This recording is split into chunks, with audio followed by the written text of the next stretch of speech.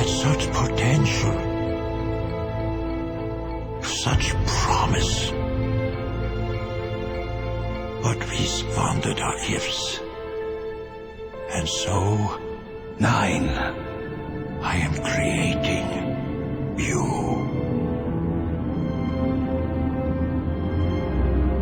Our world is ending.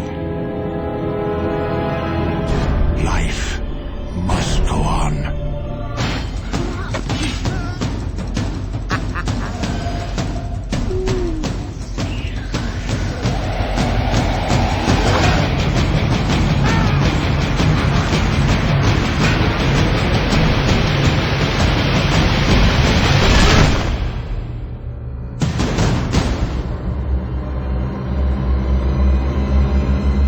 The world that you're about to enter, the world that we're going to explore in the film, it's a world that is haunting and familiar. 9 comes into this world like the audience and is discovering these things for the first time. Kind of wakes up to just find himself in this post-apocalyptic wasteland that's being terrorized by these beasts.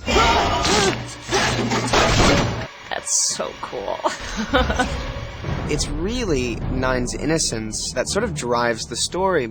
He doesn't know who he is or why he's there. Where am I? We need to figure out what is going on. He comes across this other group of ragdolls. Each of them has an individual look, and each of them has an individual character and quality. They all have different strengths and different weaknesses and different inclinations. Keeping secrets from me, I see. One is sort of the self-proclaimed leader. 2 chose his own path. I suggest you avoid making that same mistake. Come with me. 2 is this really kind old soul. This is smashing! Smashing! 3 and 4 are twins. They don't speak, but they speak with their eyes. 5 is sort of the one that questions all of the rash decisions that 9 seems to make. Why? Why did you do that? Source. The source. 6 is the sort of soothsayer of the story. He's the madman. Something I like about the characters, there is kind of question. It's like, why is this character doing that?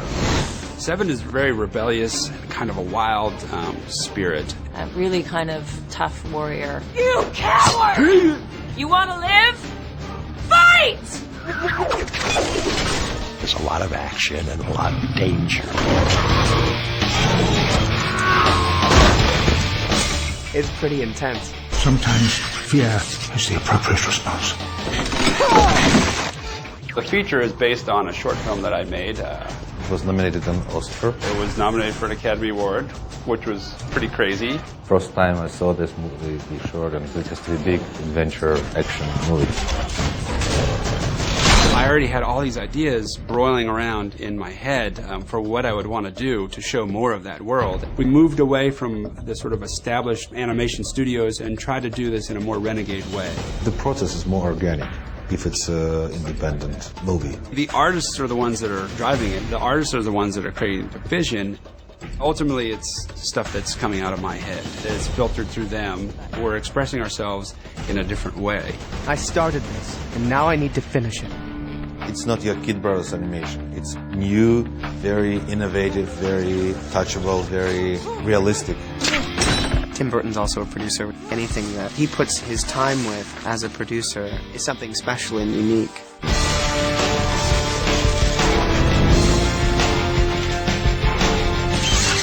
But the design was incredible. Very, very beautiful.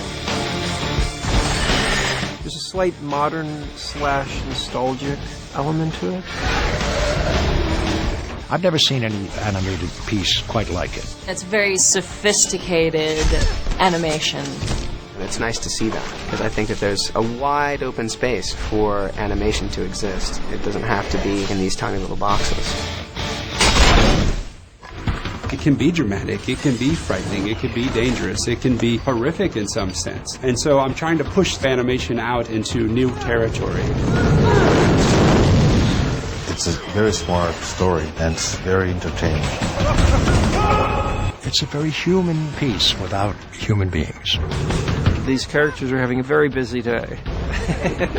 It ends up being this incredible adventure story with these incredible set pieces, with these incredible beasts, and incredible images. Can I use the word incredible again?